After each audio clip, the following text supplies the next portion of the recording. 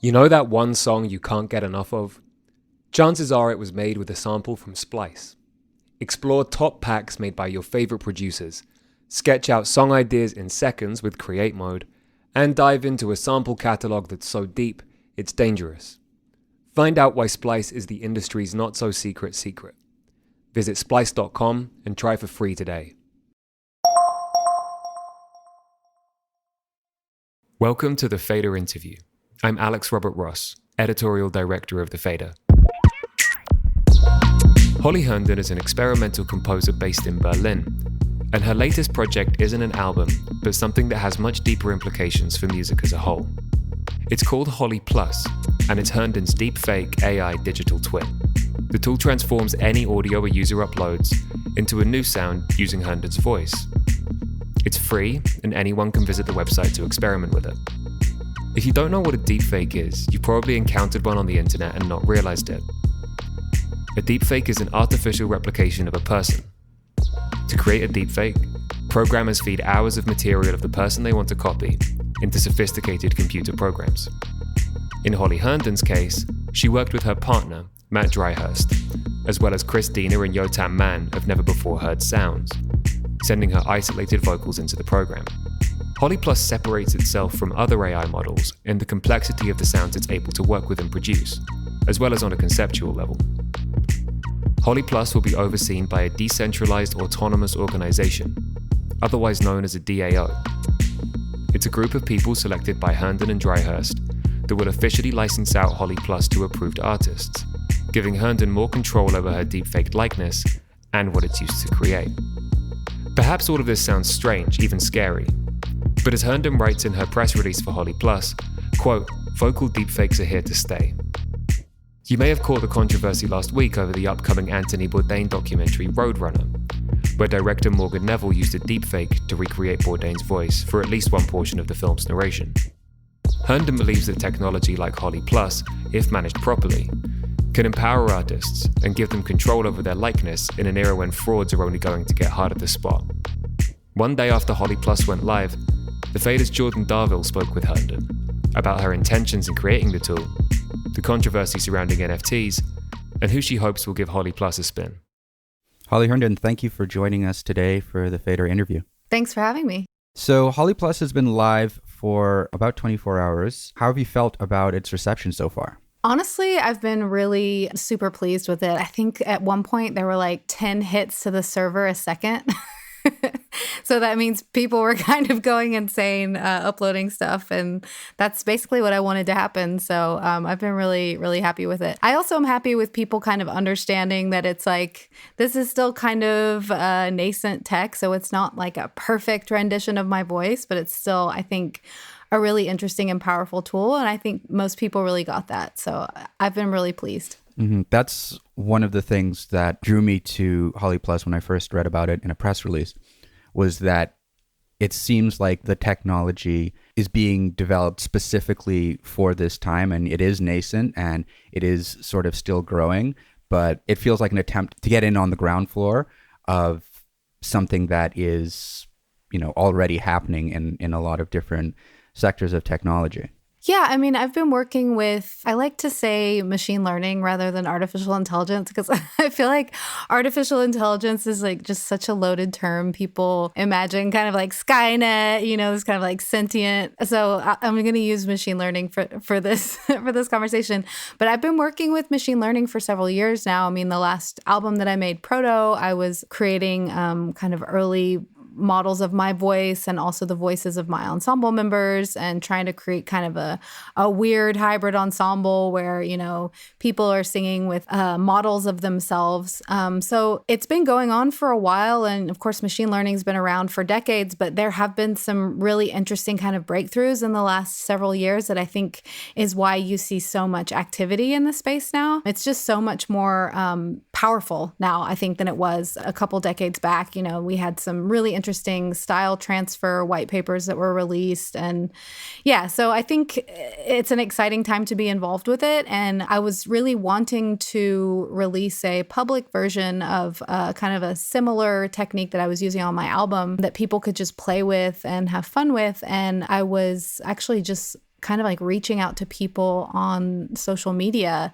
And Yotam sent me back a video of one of my videos, but he had translated it into kind of an orchestral passage. And he was like, I'm working on this exact thing right now. So it was like perfect timing. And so we kind of linked up and started working on this specific Holly Plus model. Yeah, talk to me a little bit about some of those really powerful developments in machine learning that have informed Holly Plus. Oh gosh, I mean, there's a whole history to go into, but I guess like a lot of the research that was happening previously is a lot of people were using MIDI, basically kind of like trying to analyze MIDI scores to create automatic compositions in the style of an existing composer or a combination of existing composers. And I found that to be not so interesting. I'm really interested in kind of like the sensual quality of audio itself. And I feel like so much is lost in a MIDI file, so much is lost in a score even. It's like the actual like audio is material I find really interesting. And so when some of the style transfers started to happen and we could start to deal with audio material rather than kind of a representation of audio through MIDI or through score material, that's when things I think got to be really interesting. So, you could imagine if you could do a style transfer of kind of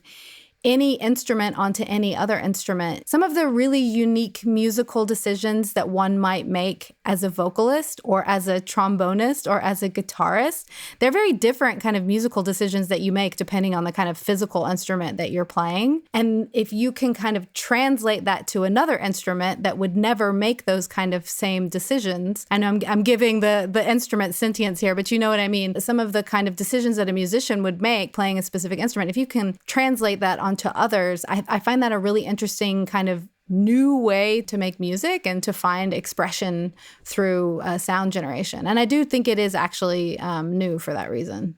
I also wanted to talk a little bit about some of the ethical discussions around machine learning and some of the developments that have happened over the past year. Of course, the last time we spoke, it was about Travis Bot, which was an AI-generated version of a Travis Scott song using his music, which was created without his consent. And over the past year as well, a Korean company has managed to develop an AI based on deceased popular singer, and an entire reality show was created around that. It was, something called like AI versus human. So I was wondering if these sorts of developments in this sphere informed how you approached Holly Plus and the more managerial aspects of how you wanted to present it to the world. Yeah, this is something that I think about quite a lot. I think that voice models or even kind of like physical likeness models or kind of style emulation, I think it opens up a whole new kind of question for how we deal with IP. I mean, we've been able to kind of reanimate our dead through moving picture or through samples, but this is kind of a brand new kind of field in that you can have the person do something that they never did. It's not just kind of like replaying something that they've done in the past. You can kind of like reanimate them and give them entirely new phrases that they may not have approved of in their lifetime, or even for living artists that they might not approve of. So I think it opens up a kind of Pandora's box, and I think we're kind of already there. I mean, if you saw the Jukebox project, which was super impressive, I mean, they could, start with a kind of known song and then just kind of continue the song with new phrases and new passages and in a way that kind of like fit the original style. It's really powerful. And, we see some of the really convincing Tom Cruise deepfakes and things. These are kind of part of our new reality. So I kind of wanted to jump in front of that a little bit. There's kind of different ways that you could take it. You could try to be really protective over yourself and your likeness. And we could get into this kind of like IP war where, you're just kind of doing takedowns all the time and trying to like hyper control what happens with your voice or with your likeness. And I think that is going to be a really difficult thing for most people to do unless you kind of have a team of lawyers, which I'm sure that's probably already happening with people who do have teams of lawyers. But I think the more interesting way to do it is to kind of like, open it up and let people play with it and have fun with it and experiment. But then if people want to have kind of like an official, like an officially approved version of something, then that would go through myself and my collective, which is represented through a DAO. And we can kind of vote together on the stewardship of the voice and of the likeness. And I think it really goes back to kind of really fundamental questions like, who owns a voice? What does vocal sovereignty mean? These are kind of huge questions because in a way, a voice is inherently communal. Like I learned how to use my voice by mimicking the people around me through language, through, centuries of evolution on that, or even vocal styles. Like a pop music vocal is often you're kind of like emulating something that came before and then performing your individuality through that kind of communal voice. So I wanted to find a way to kind of reflect that communal ownership. And that's why we decided to set up the DAO to kind of steward it as a community, essentially.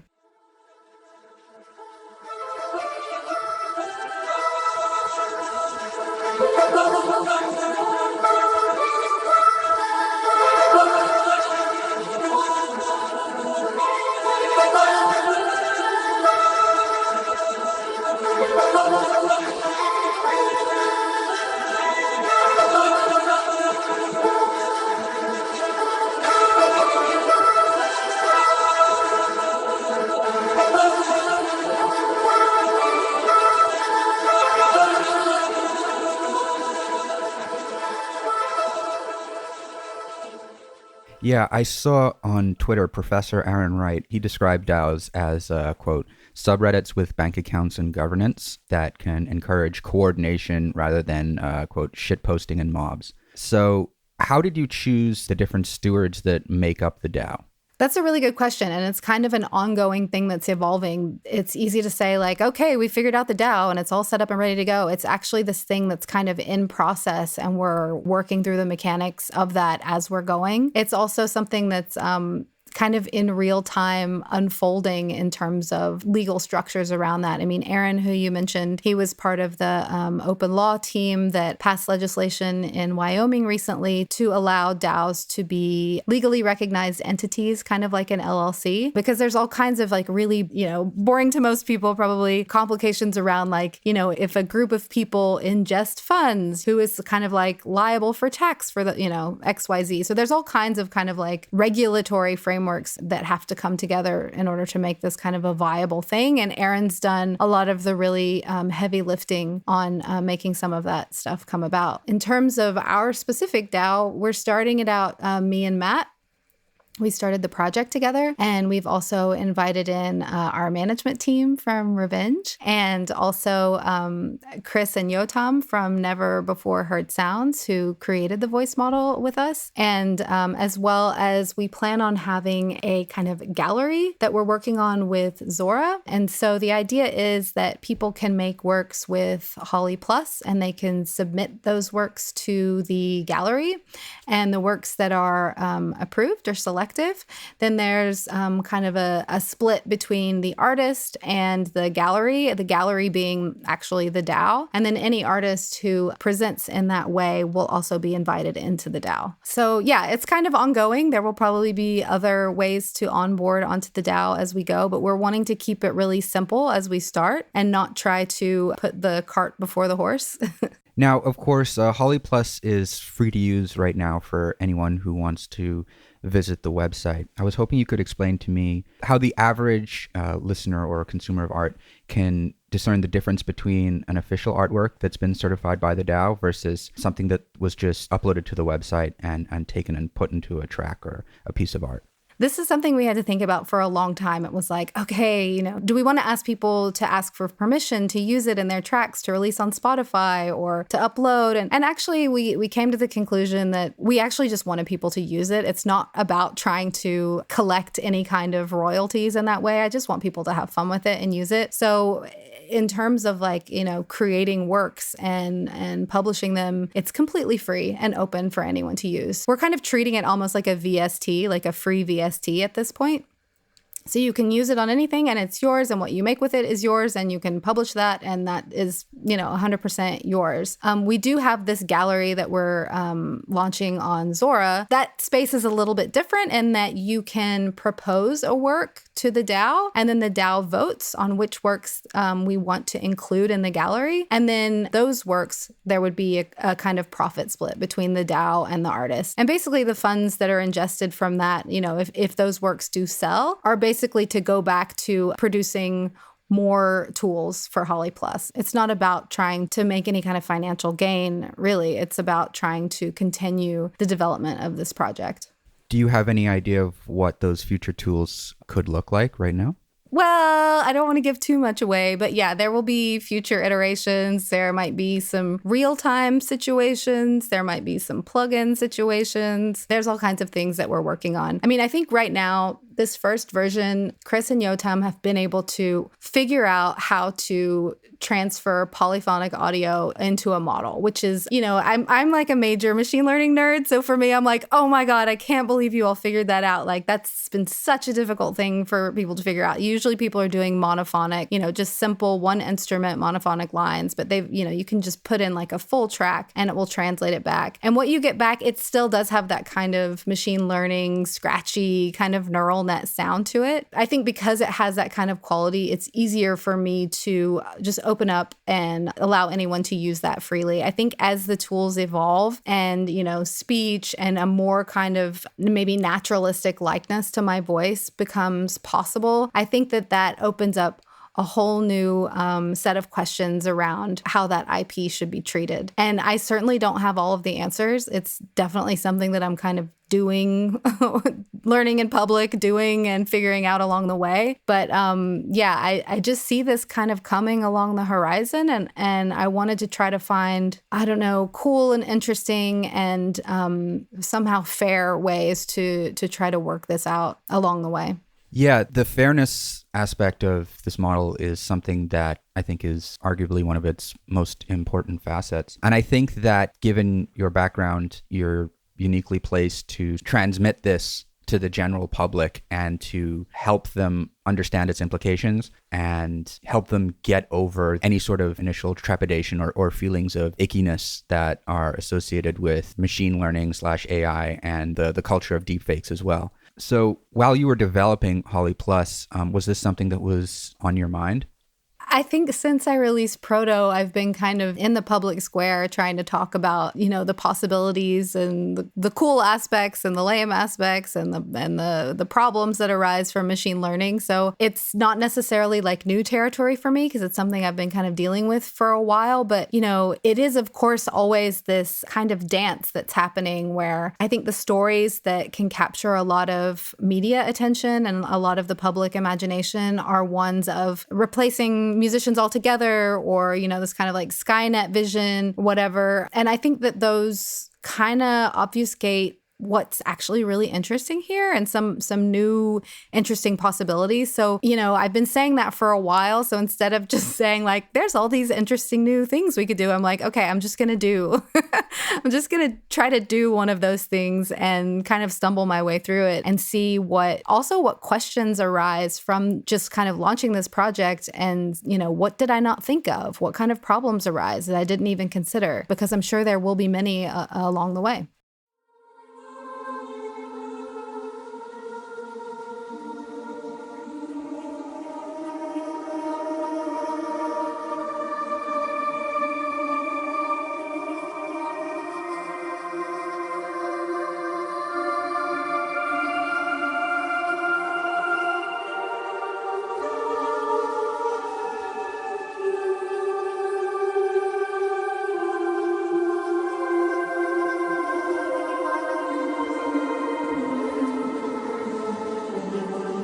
Yeah, and speaking of, just headline grabbing things that tend to skew the public's perception, Holly Plus's implementation of NFTs, I think, will generate some kind of discussion, because NFTs in and of themselves are quite controversial with certain artists who, see them as playground for the wealthy, and environmentalists who are concerned about the ecological impacts. While that discussion of NFTs and their ramifications really reached a fever pitch last year, what were your reactions to that criticism, and did they affect how you were approaching Holly Plus? The whole rise of NFTs was really surreal to watch because, a lot of the community that I'm involved with and a lot of my friends have been minting NFTs for years in a kind of experimental way. So it was really wild to see it kind of hit the mainstream and then what the reception of that was. I feel like what people think about as an NFT is like a very small sliver of what an NFT can and potentially will be. There's a lot to unpack there. So the playground of the wealthy, I think the art world is very much the playground of the wealthy. And so I'm not really sure about that criticism there around collecting art. The environmental issue, I think, is a little bit more complicated than it's been portrayed online. I've been very vocal about some of what I think are false representations of the figures, specifically by some of the artists who have been posting about that. I recorded a podcast episode on my own podcast called Interdependence. It's at interdependence.fm, and we invited Dr. Kumi on to talk about what he thinks are the kind of ecological ramifications of blockchain. And, he's not like a blockchain stan or anything. The reason why we invited him on is because at the advent of the internet, you can go back and you can find really similar kind of like moral panics happening, where you have like Citibank releasing research documents saying the internet will boil the ocean if we don't stop the internet. And he kind of was the main voice that jumped into that conversation at the time to try to figure out what the actual numbers are, how does technology actually scale, how does networked technology specifically scale. So I wanted to kind of bring the temperature down, to use maybe a really inappropriate pun there, on the conversation and try to actually get down to, what do we know now and what of this is people really just being kind of outraged about a new technology. I think a lot of it is, how do I want to put this? Basically, COVID, it decimated most musicians' livelihoods for at least a year. I mean, it just kind of like wiped everything out. And then all of a sudden you have this new, seemingly very kind of like wealthy system or wealth-driven system kind of come on the scene, and you see kind of celebrities able to kind of like magic large sums of money out of nowhere. And that's super alienating, like, first of all, the technology is really complicated. So it's hard to get your head around that. And then you see people just able to kind of like magic huge sums of money out of nowhere. And I think that there was just a huge disconnect between these kind of like star examples and how most artists could be experimenting with it, or how it could impact their kind of art practice. So I think a lot of that was just like a failure of messaging on the Ethereum community side, because I do think that there are a lot of really interesting potentials there.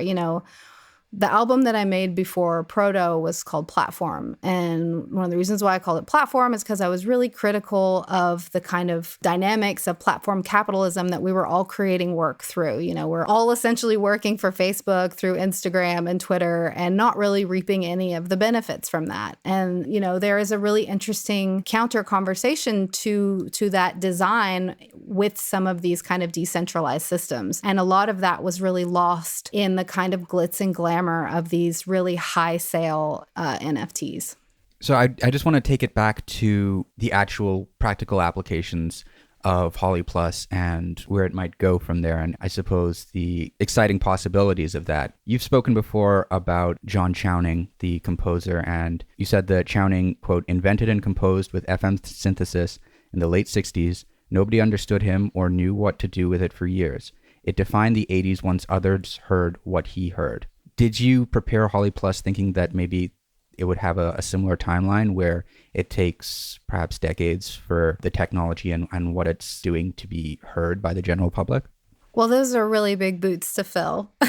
John is like a total hero to me, and just an incredible composer and inventor and human being who has remained insanely curious and prolific throughout his long career. Yeah, I don't know what kind of impact Holly Plus might have, but I definitely see this on the horizon. I think that this is I think we'll listen back to Holly Plus and it'll be like, oh, wow, that sounds like 2021 neural net, and I think it will be very kind of time stamped in that way. And maybe even a kind of quaint way. But I do think that these kind of models will be definitely a part of a kind of like musician's workflow, and not even just like a voice model. It could be any kind of instrument model or kind of performance model. I think that machine learning will be integrated into the electronic musician studio in a very real way soon. And I think it's happening really fast. That's what's so exciting about it is, a lot of this research happens in universities and also in kind of corporate settings, but also, just kind of DIY research is happening, and it's happening at a really fast speed. I mean, who knows, maybe in a year, there'll be like a much more high fidelity version of Holly Plus, and then that'll open up an entirely new set of questions around, how I deal with that likeness when it could potentially sound really, really like me. So yeah, I mean, I think that it's coming and I think that it's not anything to be afraid of. So obviously Holly Plus is very accessible. I'm wondering if, in your opinion, you think that overall the sphere of machine learning and the tools created around it are generally accessible to the public, or if more could be done to make it more accessible?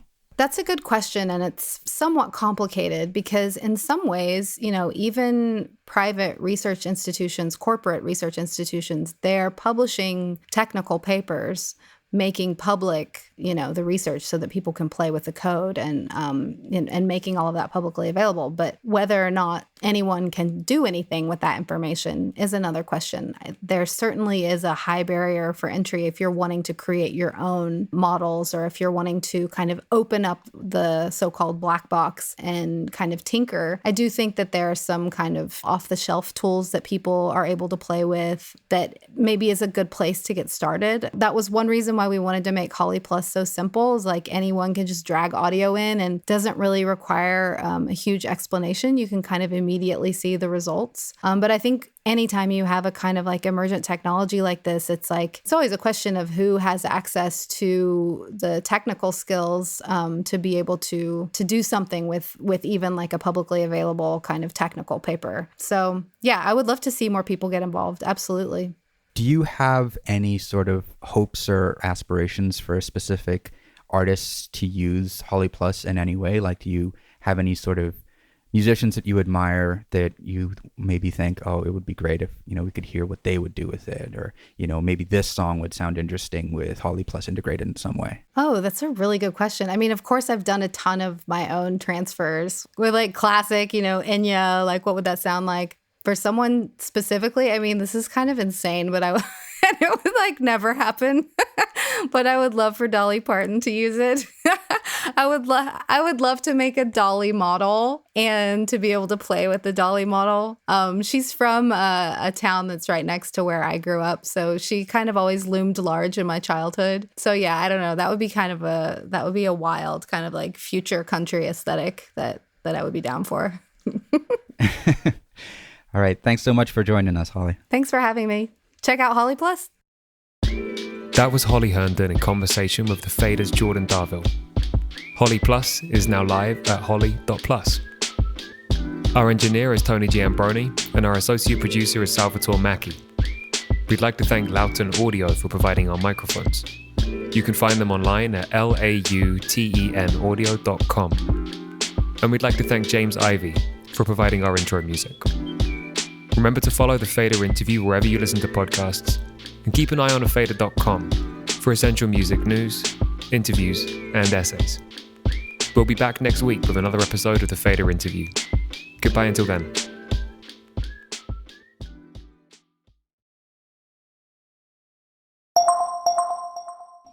You know that one song you can't get enough of?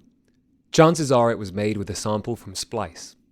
Explore top packs made by your favorite producers, sketch out song ideas in seconds with Create Mode, and dive into a sample catalog that's so deep, it's dangerous. Find out why Splice is the industry's not-so-secret secret. Visit splice.com and try for free today.